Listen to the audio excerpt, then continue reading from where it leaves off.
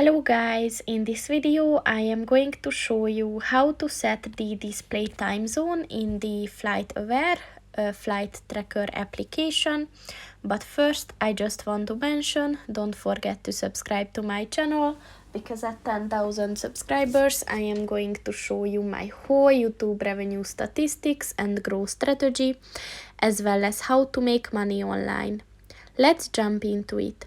First of all, open the application on your phone and then click on the three dots at the top of the page on the right, and then click on the settings button, and at the time section click on the display time zone button. And as you can see, these are the two options that you can choose from, so just click on the one that you want to use and it is set.